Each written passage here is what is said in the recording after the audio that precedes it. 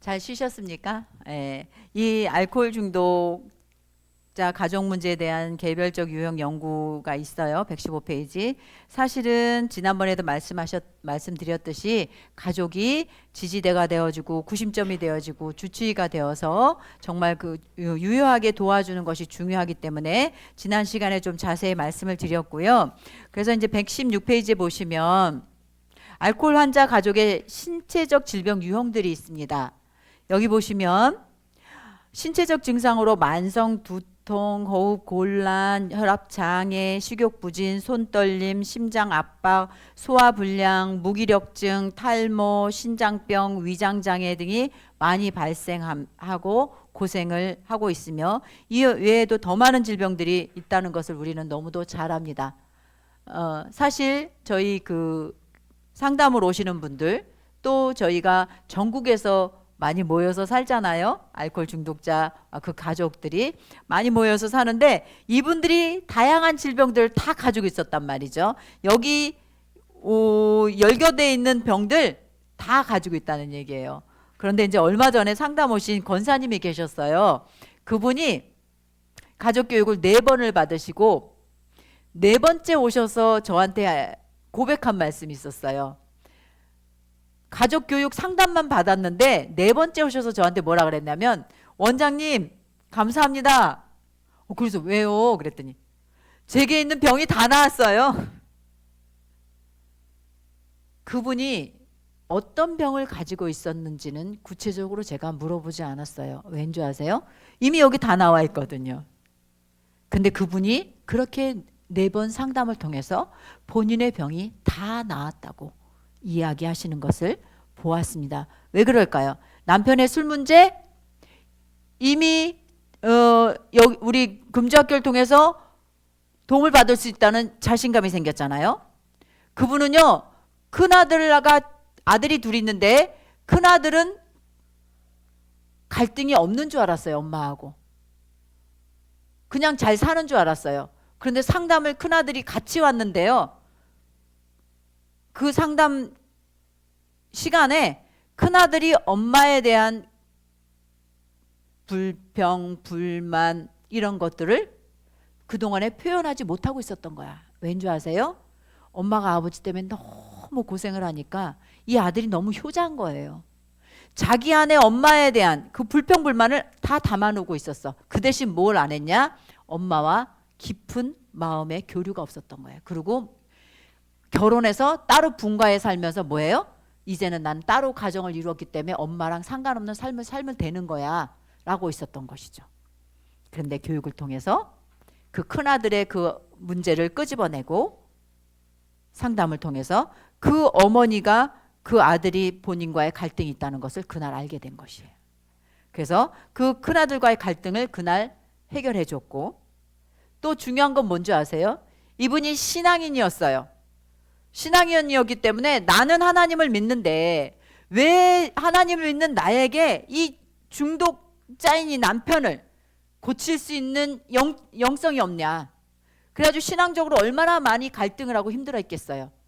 권사님이고 얼마나 열심인지 몰랐는데 그분에게 그 문제가 신앙적인 문제와 물론 연관이 있지만 그것 외에 다른 문제들도 있다는 것을 알려주니까 그 신앙적 자유함이 생긴 거예요.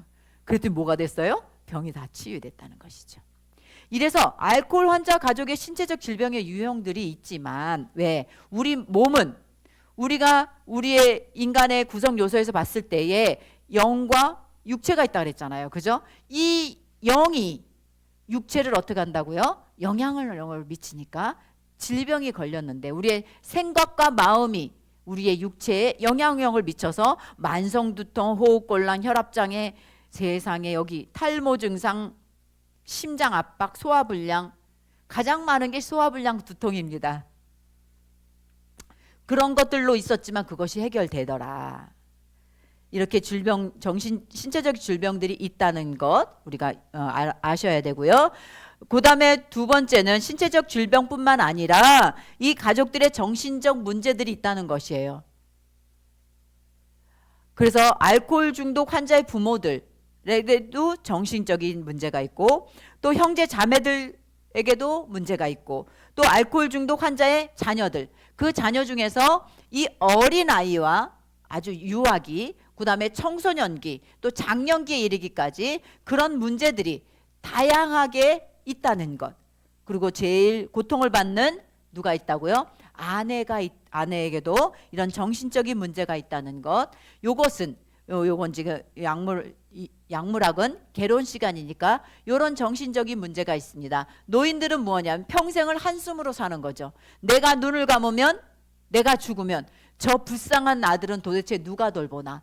이것 때문에 죽어도 눈을 감지 못하는 그런 게 있고요. 형제들은요, 얼마나 맨 처음에는 그 도와줍니다. 그러나 부모처럼은 형제자매는 도와주지 못해. 그리고 결론은 뭐 하냐면 그냥 단절하고 사는 걸로, 나중엔 왼수가 되어서 그렇게 단절하고 사는 것으로. 그 다음에 이 자녀들의 문제는 세 단계로 나누는데, 첫째는 유아기 때, 아주 어렸을 때는요, 이 아이들이 이 술 먹는 아버지를 어떤 대상으로 느끼냐면 두려움의 대상이에요. 그래가지고요, 술 먹는 아버지가 있으면요, 아버지를 엄청 무서워합니다. 그런데 가끔은 그렇지 않은 아이들이 있어요. 어떤 아이들이냐면 아버지가 두려운데 이 아이가 심리학에서 말하는 그 영웅 아이 있잖아요. 가끔 아버지가 술 취해서 왔을 때 자기가 아빠 하고 아빠한테 반기면 아빠가 술이 취해 와서 집에 와서 엄마한테 욕을 하고 엄마한테 폭행을 하고 이러기 전에 자기가 먼저 아빠를 반기면 아빠가 마음이 풀어져서 술 먹고 집에 와서 행패를 안 부리는 걸 만약에 이 아이가 한 번이라도 경험을 하면 그 이후로는 늘 그렇게 자기가 이 가정을 전체의 문제를 해결해 주는 영웅 아이가 돼서 희생양이 되는 거예요. 그래서 이 아이가 아빠가 술을 먹고 저기서 오는 남자들이 술 먹고 지금은 그런 사람들이 얼마 없을지 모르지만 옛날에는요, 저 동네 밖에부터 노래를 불러가면서 이러고 오는 아빠들이 있었어요. 그리고 그냥 막 싸우면서 오는 아빠들도 있고, 이러니까 이미 벌써 저만큼에서 오면 아빠가 무서우니까 엄마 뒤에 치마 뒤에 숨어 있다가 아빠가 딱 문을 열고 나타나는 순간에 아빠 하고 가서 안기는 거예요. 그럼 이 아빠가 뭐라 그러죠? 그래 아이고 세상에 나는 너밖에 없다. 아이고 너밖에 없어. 그럼 아내한테 뭐라 하죠? 너는 필요 없어. 얘만 있으면 돼. 나는 누구만 있으면 돼. 그럼 딸한테 그러는 거죠. 그렇게 영웅아이 같은 아이지만 중요한 게 뭐라고요? 그런 어린아이 때는 중독자를 두려움의 존재로 한다는 것이죠. 두 번째는 사춘기 때입니다. 사춘기 때는 수치심의 존재로 알아요. 그래서 절대로 중고등학교, 초등학교 좀 고학년부터 시작해가지고 그 아이들은요, 절대로 집에 친구를 데려오지 않습니다. 왜? 아빠가 수치스럽거든요. 두 번째 뭐냐면, 만약에 길을 가다가 친구들하고 깔깔거리고 학교길에 길을 가다가 저만큼에서 만약에 아빠를 봤다. 아이들은 저 사람이 아빠인지 몰라. 그럼 어떻게 하죠? 이 아이들을 데리고 멀리 돌아가는 거예요. 야, 우리 저리 가자! 그러고 가는 거죠. 왜? 아빠가 수치스럽기 때문에 그래요. 그런데 이제 청장년이 된 그 자녀들은요, 아빠를 증오의 존재로 합니다. 그래서 평생을 그 아빠를 증오하면서 사는. 그렇지만 사회적으로 자기가 대학생이고 또 인격적으로 좀 성인이다 보니까 그 감정을 어떻게 해요? 숨기는 수도 있어요. 그래서 자기가 사람들 눈이 있으니까 사람들 보는 앞에서는 자기의 그런 분노나 증오를 드러내지 않아요. 드러내지 않고도 살 수 있잖아요. 어느 정도 장성하다 보니까. 그렇지만 중요한 건 그 마음의 심리적인 그런 것들은 뭐라고요? 증오의 존재. 생각을 해보세요. 두렵고 수치스럽고 증오의 존재를, 부모를, 그 아이가 정상적으로 살까요? 아니에요. 그래서 이 가족들 마다 다 정신적인 문제들이 있다. 이것은 좀 더 자세하게 다른 과목 시간에 좀 풀어서 말씀을 드릴 기회가 있습니다. 그래서 118페이지에 보면 118페이지에 그 밑에서 두 번째 단락에, 그래서 알코올 중독 가정을 잘 알고 그 문제를 잘 훈련되어진 전문가가 필요한 것입니다. 여기에서 우리가 말하는 전문가란 어떤 자격증을 가진 사람 또는 간판을 걸고 상담 및 치료 영업을 하는 그런 사람들을 말하는 것이 아니고 알코올 중독과 관련된 여러 가지 문제들을 실제로 겪은 사람이라든지 바로 그런 사람들이 일련의 전문 훈련 과정을 통해서 저들을 돕는 도우미들이 중요한 거예요. 그렇다고 뭐 모든 사람이 다 그 가족이 되어서 그걸 할 수 없죠. 그래서 지금 우리가 이 귀한 시간을 나누고 있는 것이잖아요. 그래서 AAPC라고 하는 알코올 중독 상담사 자격증 이 시험을 준비하면서 이런 여러 가지 정보들을 서로 공유하는 것입니다.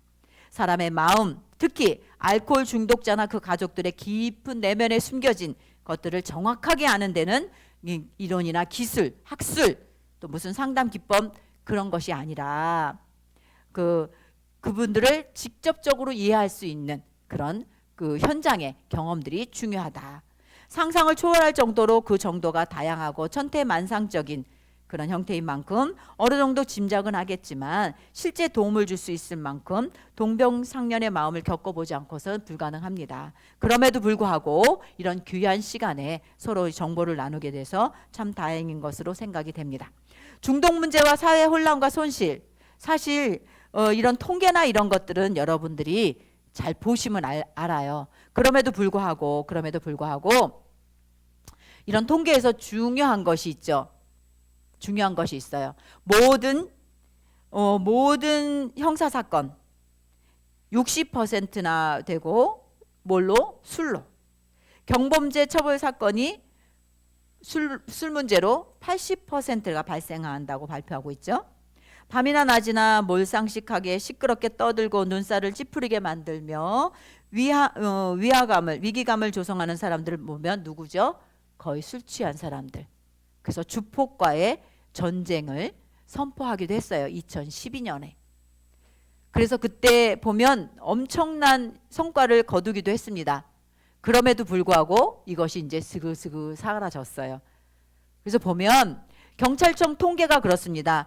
2015년, 2016년, 2017년, 2018년, 2019년 이 5년 동안에 보면 거의 30%가 살인, 강도, 폭행, 강간 등 이런 주요 범죄로 검거된 사람들 중에서 주치 가능자들이 30%.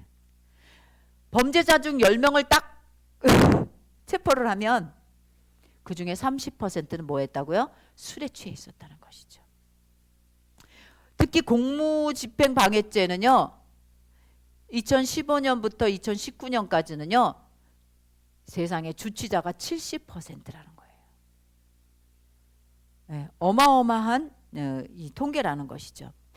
알코올 중독 문제자들은 술만 취하면 기물 파괴, 손실, 음주운전 사고, 업무 손실, 건강 손실, 지적 손실, 헤아릴 수 없는 행동들을 사실은 합니다. 그러나 이렇게 드러난 사회 문제와 손실은 어찌 보면 빙산의 일각일 수 있습니다. 원래 중증 알코올 중독자는 자기 힘으로 어디에 가서 형사사건이나 경범죄 사건을 일으킬 수 없는 지경에 처해 있는 사람들이 많기 때문에 그래요. 그런 사람들은 어디에 있죠? 정신병원에 입원해 있거나 열악한 가정의 골방 또는 공원, 지하도, 공중화장실 등에서 엎드려져 있을 것이기 때문입니다. 알코올 중독자 자체의 무생산적 손실은 고사하고 그로 인해 발생되는 계산할 수 없는 사회적 문제와 손실은 과연 어떻게 계산해야 할 것이냐는 것이죠. 그냥 넘겨버릴 수 없는 문제예요. 바로 이런 상황 가운데 사회적 손실이 사실은 이게 2020년 통계인데 20조 이상이라고 됩니다. 이렇게 되는 사회적 손실은 사실은 뭐 여러 가지가 나오는데요. 우리가 특히 유념해야 될 것은 이런 중독이 점점 연령이 낮아지고 있다는 것입니다. 그리고 우리가 더 우려해야 될 것은 청소년 중독이라는 것이에요. 사실 청소년들은 미래의 국가 경쟁력의 기반을 좌지우지하는 그런 아주 중요한 우리의 인재고 우리의 소망이잖아요. 그런데 이 청소년 중독으로 인해서 그 기반이 흔들린다는 것입니다. 이 청소년들이 68만 명의 청소년이 인터넷 게임 중독으로 수면 부족이라든지 사회적 일탈 등 일상생활 장애를 겪고 있는 것을 보고 있습니다. 사실 며칠 전에도 고1 남학생 인터넷 중독이죠. 게임 중독 문제로 엄마가 상담을 오셨습니다. 이 아이가 머리가 너무 좋아요. 그래서 부모나 학교에서 뭐 했죠? 기대가 아주 높은 아이입니다. 그럼에도 불구하고 이 아이가 자기의 능력을 마음껏 발휘할 수 없고 자기가 미래가 불확실한, 그리고 자기 자신도 이거 알거든요. 사실은 자기 자신이 더 잘 알지. 자기가 이렇게 인터넷 게임에 빠져 있어서 자기가 지금 해야 할 학교 수업을 못 따라가고 또 처지고 이런 것들이 자기 자신의 미래가 얼마나 불투명하다는 걸 잘 알아요. 그럼에도 불구하고 그것이 어떤 대책이 없으니까 이 아이가 힘들어하는 것을 보고, 사실은 그 아이보다 더 힘든 사람이 누구죠? 부모잖아요. 아이가 많은 것도 아니야. 딸랑 그 하나들인데 그 하나들 보고선 그 엄마 아버지가 정말 온갖 것을 다 희생하고 헌신하며 나아가고 있는데, 이런 문제들이 사회적 일탈뿐만 아니라 그 아이가 일탈을 왜 했겠어요? 게임에서 이제 그 게임들이 그렇잖아요. 선정성, 폭력성들이 많이 있잖아요. 그래서 배우고 또 게임에서 그 풀리지 않는 자기 분노들, 그걸 뭐예요? 학교 가서 애들하고 풀 수도 있고, 또한 뭐래요? 그 아이템을 거래를 하기도 해요. 거래를. 그래서 어떤 자기 친구가 만약에 아이템이 좀 낮다, 그럼 자기가 자기 친구 아이디로 들어가 가지고 그걸 또 아이템을 올려주는 거예요. 그럼 뭐하고? 친구한테 돈 받고. 이게 학생들이 할 일이 아니거든요. 이런 사회적 일탈뿐만 아니라 뭐예요? 패싸움도 하고 일상생활에 장애를 겪고 있다는 것입니다. 이렇게 청소년들의 이런 문제들이 심각한 것이 학습 기회 손실 비용뿐만 아니라 여러 가지 문제들이 발생한다는 거예요. 왜냐하면 사회 안전 문제에도 심각한 영향을 미치기 때문에 그렇습니다. 이 청소년들이 어른과 똑같이 폭행하고 강도하고 강간하고, 며칠 전에 뭐 했죠? 중학생들이 금방을 터는 게 아니라 가서 어떻게 했냐면 금방의 문이 자동문이에요. 그러니까 두 명이 왔어. 한 명이 그 자동문 앞에서 얼쩡얼쩡하면서 문이 안 닫히게 만들어 놓고, 이 한 애가 들어가 가지고요. 어떻게 했는지 줄 알았어요? 제가요 지금 재테크를 하니라고 그러는데 금을 좀 보여주세요. 금 목걸이 10돈짜리 다 한번 차보겠습니다. 탁탁 차보. 제가요, 그러니까 주인이요 그냥 무방비 상태로 그냥 사러 왔나 보다 생각하고 줬 거야. 근데 금 목걸이를 차고 어떻게 했어요? 튀었지요. 두 명이 튀었는데 잡혔을까요? 안 잡혔을까요? 잡혔지요. 왜 잡혔겠어요? 잡힐 수밖에 없어요. 요즘 뭐 CCTV도 많고 10분 만에 잡혔습니다. 바로 신고하니까 경찰 출동하면서 바로 잡았죠. 이렇게 뭐예요? 똑같이 어른들과 똑같은 그런 범죄 행위들, 거기까지뿐만 아니라 강간, 살인과 같은 강력범죄 30% 이상이 이 청소년들이 어떤 상태에서, 음주 상태에서 발생하는 그런 경우가 있다는 것이죠. 이런 발생 건수들이 청소년들 나이가 몇 살부터요? 13세부터. 제가 아까 얘기했잖아요. 중학생들이 그렇게 금 목걸이를 가서 도둑질하고 튀는 그런 일들이 있었다는 것이요. 더 염려스러운 것은 각종 중독 유발 물질이나 사행사업, 또 인터넷이나 핸드폰 등을 사용하여 중독이 되는 연령층들이 어떻게 된다고요? 점점 낮아진다는 것입니다. 그래서 사회복지에서는 뭐라 그러죠? 요람에서 무덤까지 그런 사회복지를 전 인류에게 해야 된다고, 그죠? 유럽부터 시작한 그런 표어가 있습니다. 근데 지금 우리 중독도 마찬가지인 것 같아요. 요람에서 무덤까지. 이 중독에 자유로운 사람들이 별로 없게 되는 이런 심각한 시대에 우리가 살고 있다는 것입니다.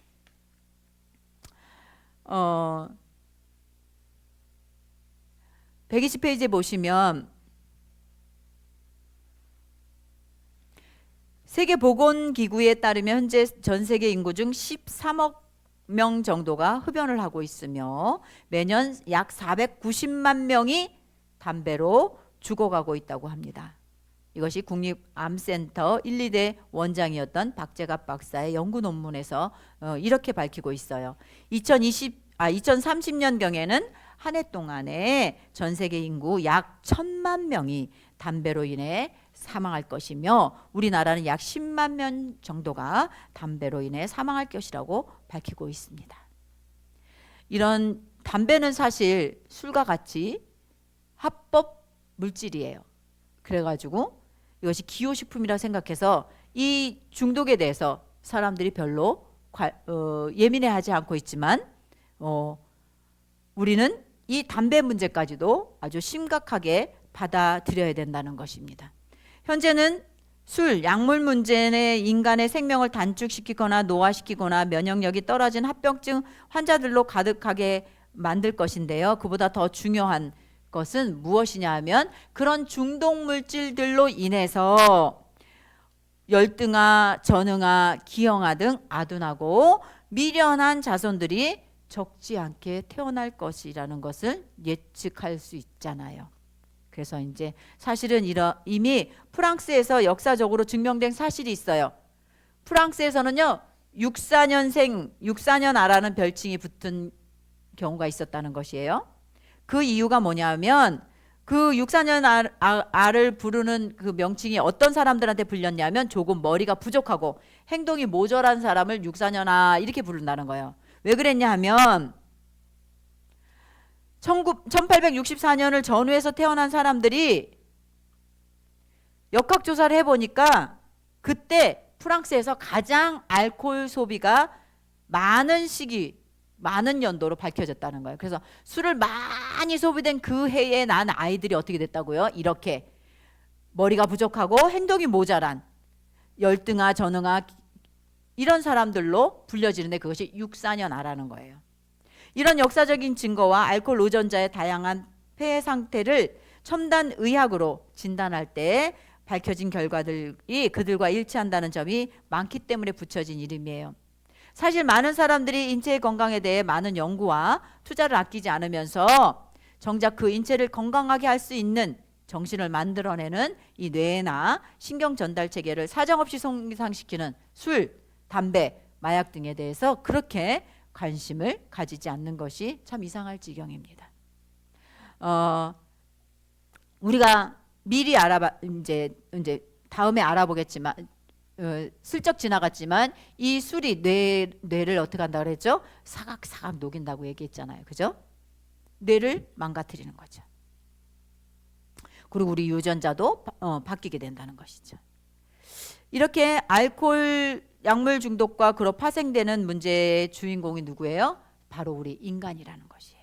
그래서 알코올이나 약물 중독에 대해서 알코올 약물 중독자들과 그 가족들을 연구하는 첨단 의학들이 여러 가지 이유와 원인을 말한다 해도 그 중심 근원은 인간 자신이 어떻게 된다고요? 큰 피해를 받고 있기 때문에 우리 이 시간 공부하신 저와 여러분들은 이것을 확실하게 알고 다른 사람에게 이 중독 물질들이 인간의 정신과 육체를 어떻게 망가뜨리는지 자세히 예방 교육하는 것 저와 여러분의 책임인 것입니다.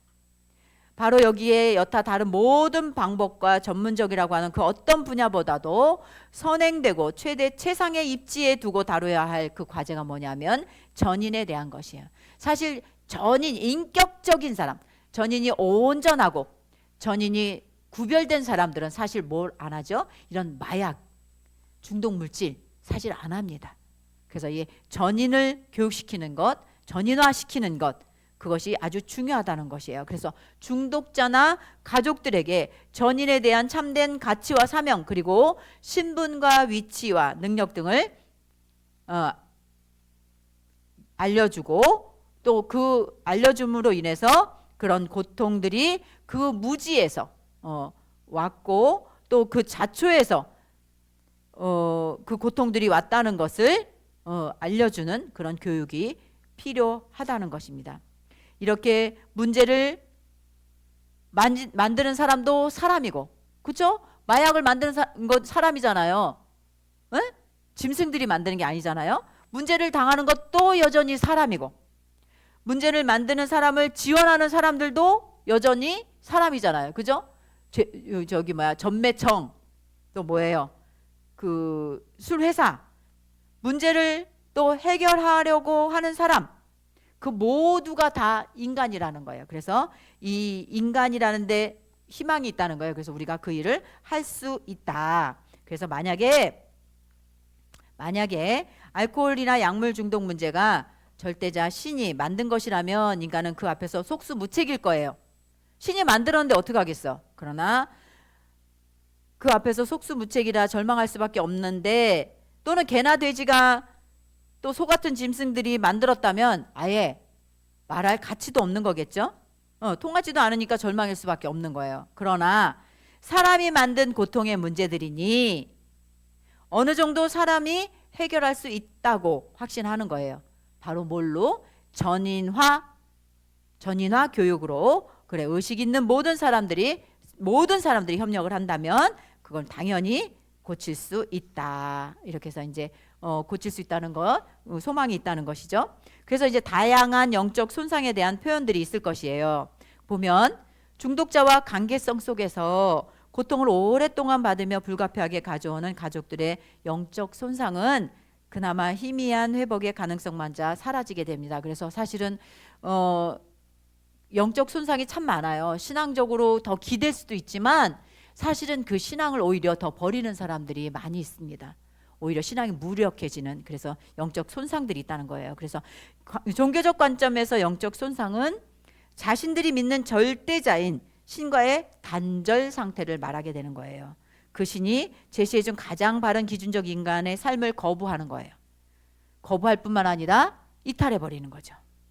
그리고 그러다 보니까 신과 인간 관계, 또 인간과 인간 관계, 자연과의 그런 관계에 그런 모든 것들이 뭐예요? 무질서하게 된다는 것이죠.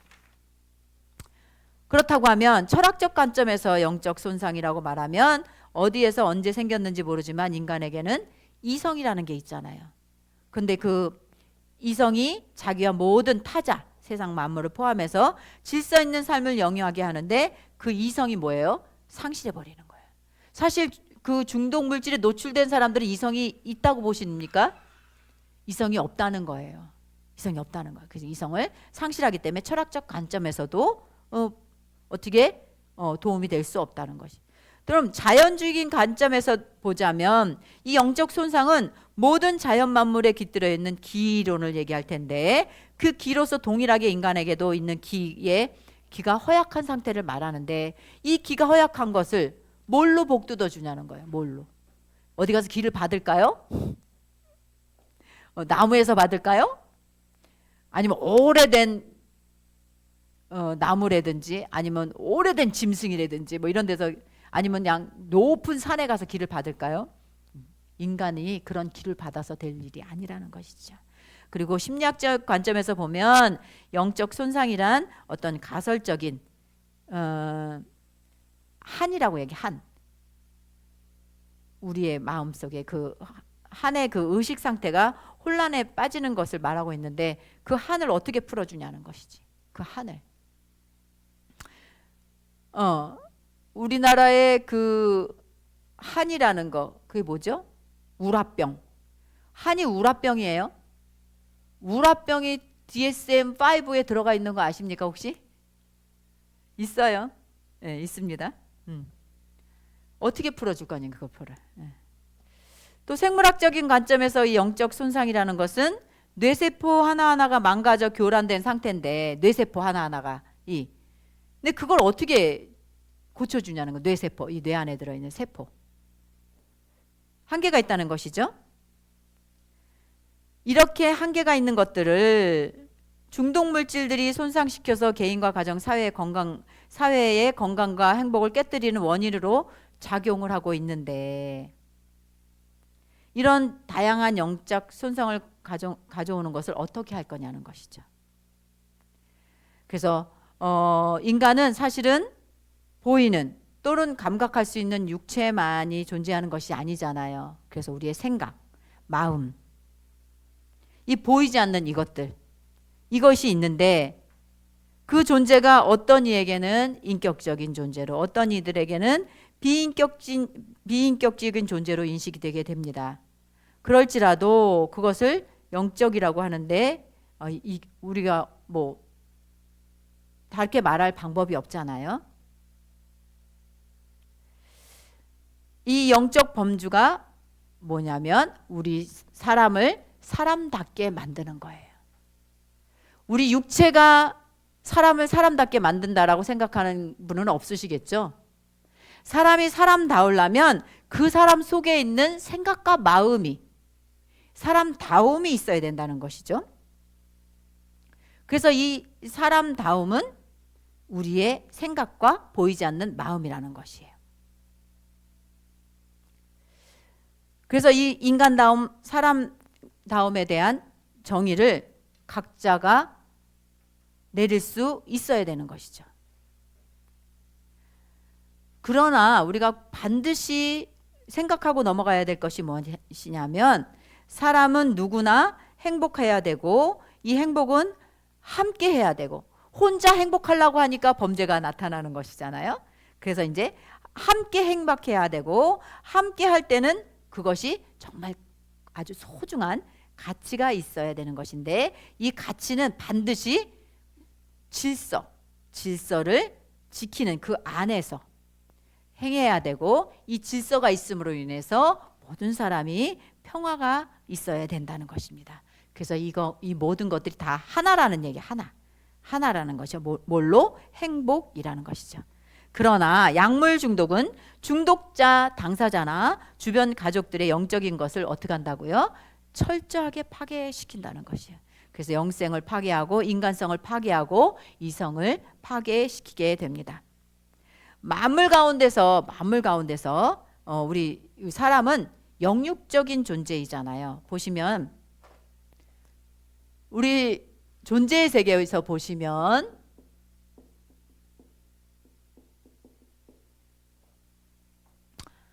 영적 존재가 있죠. 영육적 존재가 있습니다.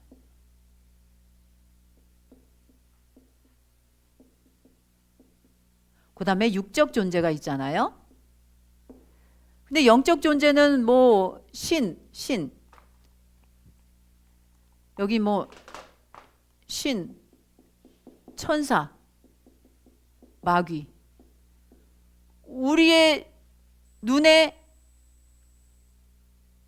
눈으로 이렇게 뭐 만져지지도 않고 볼 수도 없는 존재야. 근데 이 영육적 존재에 오직 누가 있냐면 사람이에요. 사람만이 영과 육을 가지고 있다는 거예요. 그리고 육적 존재는 모든 만물, 동식물까지 시작해가지고 모든 만물이에요. 그래서 오직 사람만이 이 영과 육을 가지고 있기 때문에 신과 뭐 할 수 있어요? 교제할 수 있고, 육적 생물이 있기 때문에 몸이 음식을 먹어야 되고, 동물과 똑같이 이들과 뭐 할 수 있어요? 교류가 가능한 거예요. 그렇기 때문에 우리는 음식을 먹어야 되고요, 잠도 자야 되고요. 그래서 이 신과의 관계 안에서 이 사람은 뭐 해야 돼요? 종교라는 것을 가져야 되고 신앙이라는 것이 있어야 된다는 것이죠. 그리고 이 육적 세계를 관리자로서 뭐 하는 거예요? 청지기 의식을 가지고 잘 관리를 해야 되는 거예요. 그래서 보존하고 보존시키는. 그러면서 이 사람은 이 영적인 그런 존재이기 때문에 이 신에 대해서 뭐 하고 있어요? 이분이 나의 감독자가 돼야 되는 거예요. 내가 결정권자가 아니라 이분의 결정에 맞는, 이분의 뜻에 맞는 그런 결정을 하고 살아야 된다는 것이죠. 그러면서 우리는 한 가지 우리의 포지션을 잘 알아야 되는 거예요. 원래는 사람, 짐승, 신이 있단 말이에요. 그죠? 사람은 이성을 가지고 삽니다. 짐승은 무엇을 가지고 살죠? 본능을 가지고 살아요. 원래는 이렇게 세 종류밖에 없었어요. 그런데 인간이 너무 악하다 보니까 짐승 이하의 삶, 누구냐면 수하인이에요. 이 수하인이라고 하는 존재가 생기는 거예요. 짐승은 본능을 가지고 살고 자기 멋대로 살아요. 그런데 이 짐승 이하의 사람은 뭘 가지고 사냐면 악을 가지고 살아. 악으로 살아. 악으로. 이 짐승들은요 본능을 살지만 그래도 자기 가족, 자기 무리는 해치지 않고 오히려 그들을 돕고 살아요. 그런데 중독자들을 보세요. 중독자들은 딱 이 짐승 이하의 삶을 사는 거예요. 짐승반도 못한 삶을 우리 중독자들이 살고 있다는 것을 꼭 반드시 알아야 됩니다. 그래서 이 짐승 이하에 사는 사람들을 사람 수준으로도 올리고, 사람 수준으로 살면요 이성을 가지고 있기 때문에 늘 상대적으로 삽니다. 그래서 나한테 잘해주는 사람한테는 잘해주고, 나한테 못해주는 사람하고는 나중에 뭐가 되냐? 원수가 되는 거예요. 잘 생각해 보세요. 제가 다른 사람에게 밥을 한 5번쯤 사줬어. 한 10번쯤 사줬어. 근데 그 사람이 주머니에 돈이 있어. 사줄 형편이 돼요. 그래도 나한테 밥을 한 번 안 사줘. 그러면 이성을 가진 인간, 이 사람은 뭐예요? 상대적으로 아유 그래 너하고 이제 더 이상 친구하지 말아야 되겠다. 상대적. 그러고 끝나면 괜찮은데 다른 사람한테 뭐라 그러냐면 그 사람 상대도 하지 마라. 아주 나쁜 사람이야. 이렇게 얘기해 버리는 거야. 그러면 이 사람이 만약에 내가 그 사람 아주 나쁜 사람이라는 걸 다른 사람이 이 사람한테 전했다고 쳐보세요. 뭐가 돼요? 저 사람과 나는 아주 원수가 되는 거예요. 그래서 사람은 이 사람 수준으로만 살아도 안 되는 거예요. 우리 전인화 교육을 받으시는 분들은 어디까지 올라가느냐? 신의 성품, 신성을 가진 거기까지 가야 돼. 신성을 가진 사람은 이성을 똑같이 있어요. 사람이기 때문에 이성과 신앙을 가지고 사람의 수준에서는 상대적이야. 저 사람이 나한테 해준 만큼 나는 해주게 되고. 그런데 이 신성을 가진, 이성과 신앙을 가진 사람은 절대적이에요. 절대적. 희생과 봉사, 헌신까지도 가능한 삶을 살게 되는 거예요. 그래서 중독자들이요, 그동안엔 어떤 삶을 살았다고요? 사람 노릇도 못하는 거예요. 그냥 본능적으로 자기 하고 싶은 것만 하고 사는 거예요. 가족들도 마찬가지입니다. 왜 세상에서는 동반 의존이라고 똑같이 환자 취급을 하느냐? 가족들이 삶이 그만큼 피폐해지다 보니까 123페이지 보면 가족들도 열등감, 좌절감, 불안감, 원한, 죄의식, 공포심 속에서 같이 살아가는 거예요. 그러다 보니까 이 사람 수준이 아니라 뭐예요? 자기들도 그때 본능대로 살아가. 어떤 때는 똑같이 악으로 살 때도 있어요. 알코올 중독자하고 똑같이 악으로 대할 때가 있다는 거예요.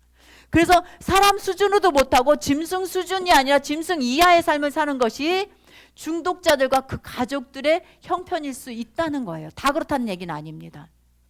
그렇기 때문에 그들에게 우리의 포지션이 어디에 있어야 우리가 남은 인생을 열등감, 좌절감, 불안감, 원한, 죄의식, 공포심이 없는 아주 행복한 해피한 삶을 살 수 있는지를 그들을 교육하는 것, 그것이 우리 전인화 상담하시는 저와 여러분들에게 아주 중요한 관점이 된다는 것이에요.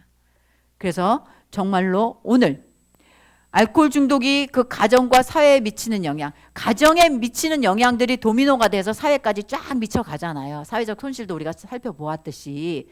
그렇기 때문에 이제는 어떻게 해요? 교육을 통해서 이분들을 다시 재생산하는 전인이 회복된 사람들로 온 가족이 화목한 가정을 만들어서 그들을 개인이 건강해지고 가정을 화목해지고 그동안에 사회 문제 일으켰던 것들이 없던 밝은 사회를 만들고, 그죠? 그리고 또 우리가 가장 중요한, 그들이 정말 신의 자녀로 살아갈 수 있도록, 신의 성품에 참여한 신의 자녀로 살아가면서 이성과 신앙을 가지고 이 감독자인 이분의 뜻에 따라서 절대적으로 희생하며 헌신하며 봉사하는 그런 사회의 일원으로 살아갈 수 있도록 지도하는 것이 저와 여러분들의 목표가 되어야 된다는 것입니다. 여기까지입니다.